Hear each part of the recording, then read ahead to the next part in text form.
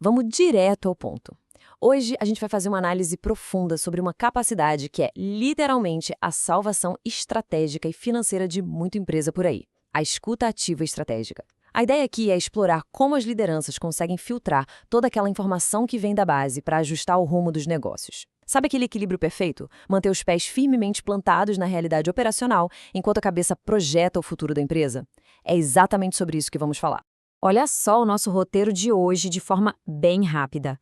Vamos começar falando sobre a miopia do topo, depois entender o que de fato é a escuta estratégica e seus elementos estruturantes. Em seguida, vamos ver um estudo de caso real, passar pela evolução na taxonomia de Bloom e, por fim, fechar com a mudança de paradigmas.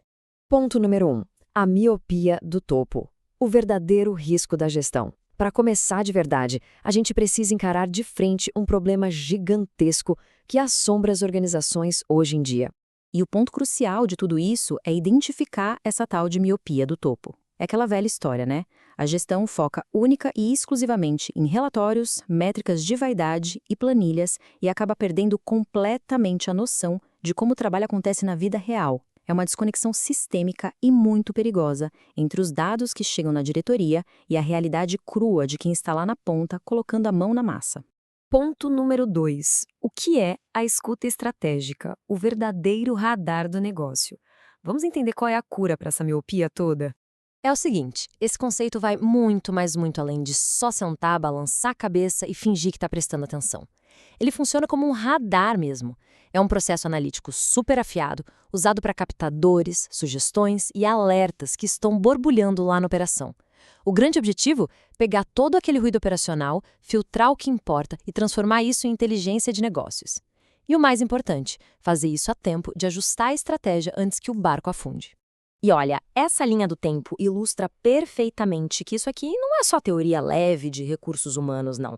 Lá atrás, nas décadas de 40 e 50, o psicólogo Carl Rogers falava de escuta ativa puramente focada na empatia. Mas olha a evolução da coisa. Na gestão moderna, isso virou uma regra de sobrevivência corporativa. O Lean Manufacturing da Toyota, por exemplo, cravou a importância de ir para o Gemba, que basicamente significa ir lá para o chão de fábrica. Virou uma etapa absolutamente inegociável para a diretoria tomar qualquer decisão que preste.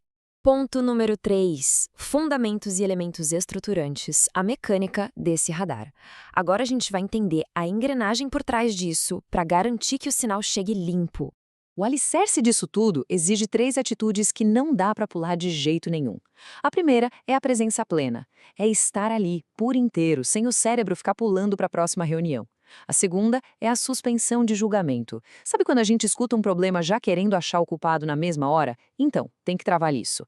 E a terceira é o parafraseamento, repetir com as próprias palavras o que a pessoa acabou de dizer.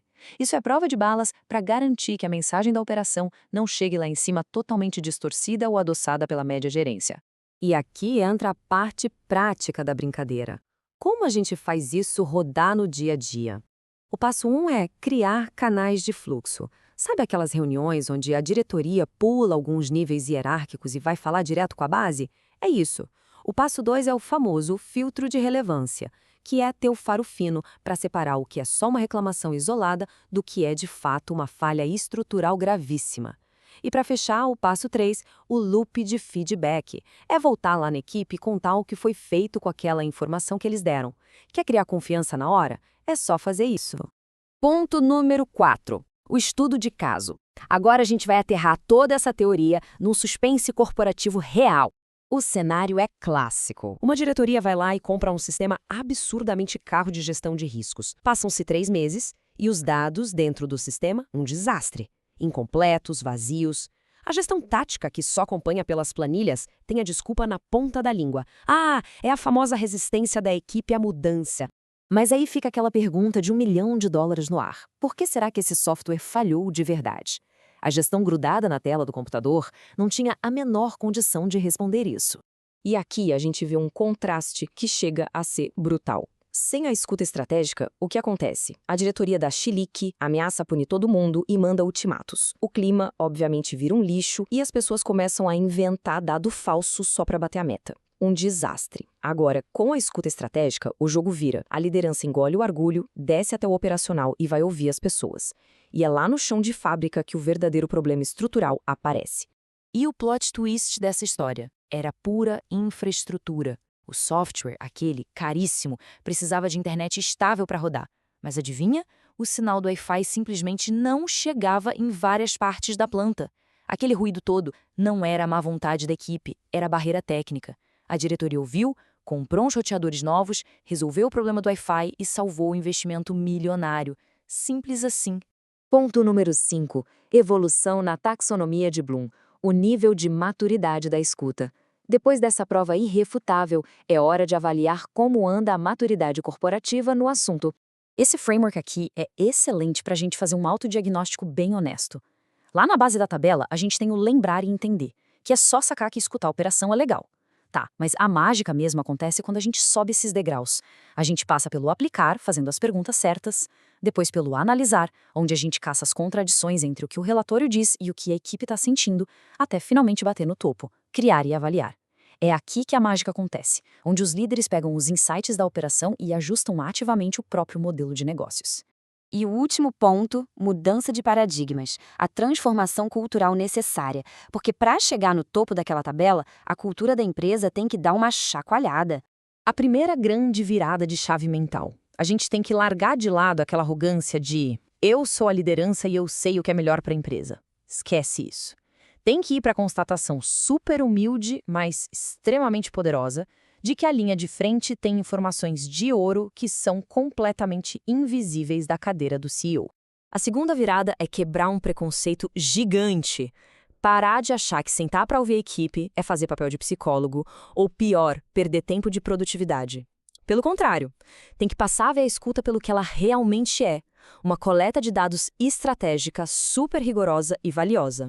E o ajuste final de paradigma tira a empresa daquele universo frio da gestão por planilhas e a coloca numa gestão por evidências reais e humanas. Olha, planilhas são importantíssimas, claro, mas elas só contam a história do que já passou.